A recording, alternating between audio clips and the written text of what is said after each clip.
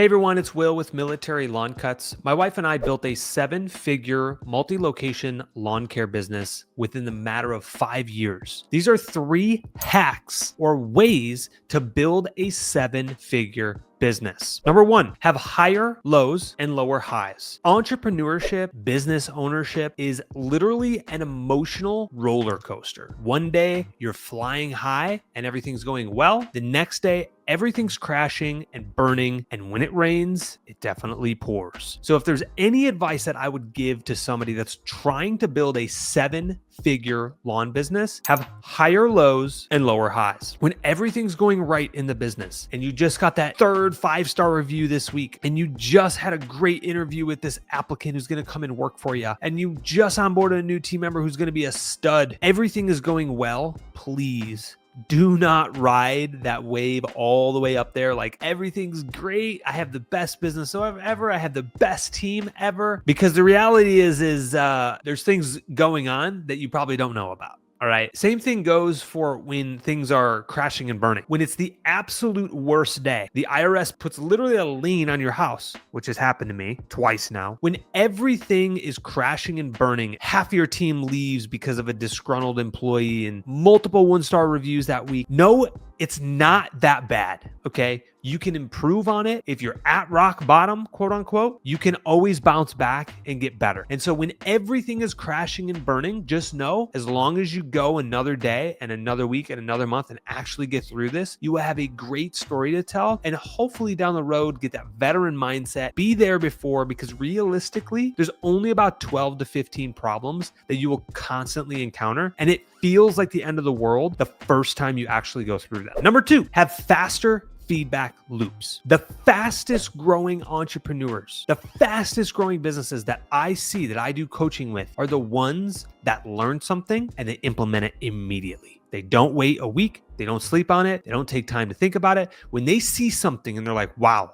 that makes sense, they implement it in their business like that. Same thing goes as a leader when you start to transition to a leadership role. When you see yellow flags or red flags come down from team members that are not aligned with your core values, have faster feedback loops. What does that mean? Do not wait to talk and pull that team member aside if there's a problem or an issue. We have to have faster feedback loops and talk to them immediately to nip it in the butt. If you give somebody an inch, they will take a mile. So just make sure that you are setting the tone, setting the example, and aligning your vision and mission with your core values. So that way you can have faster feedback loops and know and recognize when something needs to be addressed sooner. Also, when you feel pain and it hurts, don't just turn the page and move on. Like, reflect on it and say, okay, why did this happen? Why did this team member get that upset? Was it something that I missed in an interview question? Was it something that I missed in the reference checks? Like, what flags should have came up prior to this that I didn't see the writing on the wall? And so if we can have faster feedback loops, it will save you a tremendous amount of emotional stress and pain. One of the best pieces of advice I ever got from my mentor was this: only take advice from someone who is already where you want to be. And that changed everything for me, because I became very selective on who I took guidance and advice from. Now, my business partner and I are coaching and mentoring other home service business owners just like you who are wanting to grow and scale their business. So if you're wanting to get to where we are at, click the link in the description below and join us. Number 3, as you start to grow your business, and this is specifically now talking to really the people that are over about 500,000 in annual revenue, you now have team members that report to you. You are like that head octopus with all the tentacles. The reality is to get to 7 figures, you are going to be the bottleneck. To get out of you having all the answers and the bottleneck outside of implementing systems in your business, by the way, you must have systems, good systems, you must ask problem-solving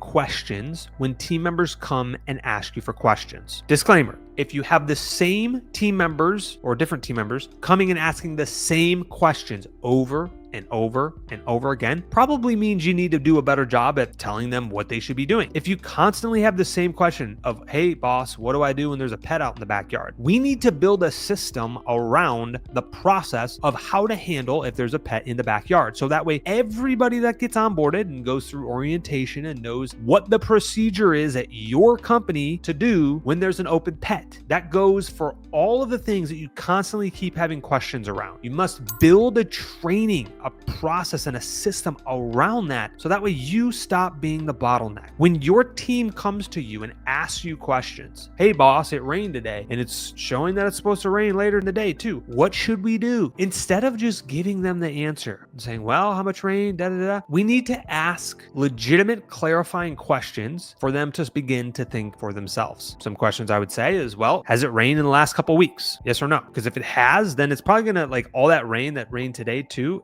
there's gonna be like way more puddles if it rained. Or since we're in Texas, it might be a drought season. And guess what? If it rained last night, probably not going to be that much because it was a drought. Even if it rained an inch last night, like, it's not going to be that much because everything has been dry for the previous weeks. Also, asking other clarifying questions like, what time of the day are we going to be rolling these guys out? Like, does it align with our working hours? If we work from 8 to 3 or 8 to 5, like, can they go to the gas station or clock a break for an hour and a half while the rain comes? So that way it can kind of clear up and then they can go out and continue their routes? Or do you think it would be better if you just called them off today and not did any work? Are you going to be able to handle that workload tomorrow and not have to hopefully come in on a Saturday? These are questions that I would be asking instead of just giving them the answer. If you just continue to give them the answer, they're going to come to you every time there's a problem or an issue. And so it is our job, our duty as good stewards and resources, as leaders, to make sure that we are asking clarifying questions to that team member that directly reports to us. So that way we understand and they understand what it is and how our mindset and process works. Ultimately, if you can give them an end goal, let's say, for example, maybe the end goal is to, like, our goal is to make sure every customer is satisfied 100%. Then what you can do is kind of line that up and ask them, like, does that align with our main goal here is to make sure every customer is satisfied 100%. These are some things that I would recommend if you want to build a 7-figure business. These are the 3 things: have higher lows and lower highs. The second one is have faster feedback loops. You will get to your end destination much, much quicker. And the last thing is ask problem-solving questions so they can begin to think for themselves and not always come and just bring you their problems to get a solution. Thanks so much for watching. Hit that like button, comment below if you have any questions. Make sure you're subscribed, and we'll see you in the next video.